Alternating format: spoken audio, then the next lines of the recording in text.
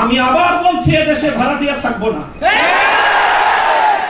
ভাড়াটিয়া হিসেবে থাকবো না। এই জমিনের মালিকানা সূত্রে এদেশে বসবাস করি।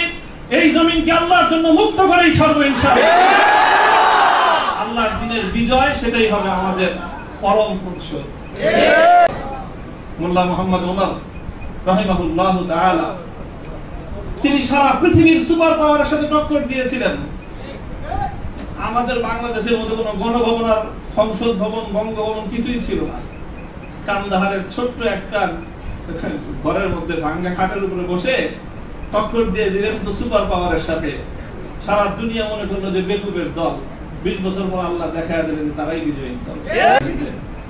অনেকের কথার মধ্যে আসছে যে ভবন, একটা ভবনের আলোচনা। এই ভবনটার গুরুত্ব একসময় আমার কাছেও খুব ছিল, 3 বছর আগেও খুব ছিল।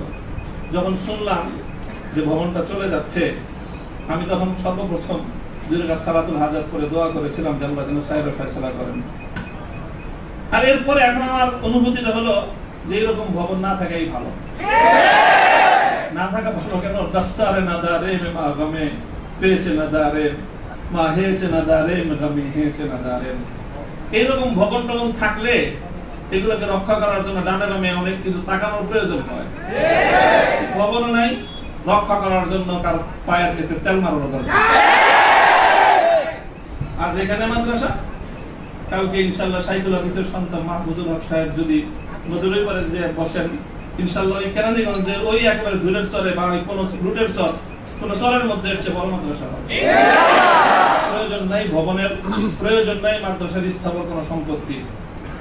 ওই পুরাতন যুগে ফিরে যেতে হবে আমাদের। স্থায়ীভাবে আমি এই কথা বলতেছি। এই বিশাল বিশাল আলিশান ইমারত সাজায়, আর সেই ইমারতের মধ্যে সুন্দর সুন্দর আরামদায়ক বিলাসী রুম সাজায়, সেখানে বিলাসী এলেম চর্চা। আমি এই কথাটা আমার কাছে খুব মনে পড়ছে, বিলাসী এলেম চর্চা। আজকে আমাদেরকে এই বিলাসী এলেম চর্চায় পেয়ে বসেছে। বিলাসী এলেম চর্চার পথ বাদ দিয়ে আমাদের আকাবের এবং আসলাফদের মতো সেই খেজুর গাছের তলায়, বট গাছের নিচে সালাদ চাটের উপর বসে আমাদেরকে আল্লাহ ও আল্লাহর রাসূলের তালিম দেওয়ার সেই সবক গ্রহণ করতে হবে। তাহলে ইনশাআল্লাহ আমরা বাতিলের তত্ত্বে তাউসকে উল্টে দিয়ে সেখানে আমরা কালেমার ঠান্ডা সমন্বয় করতে পারব।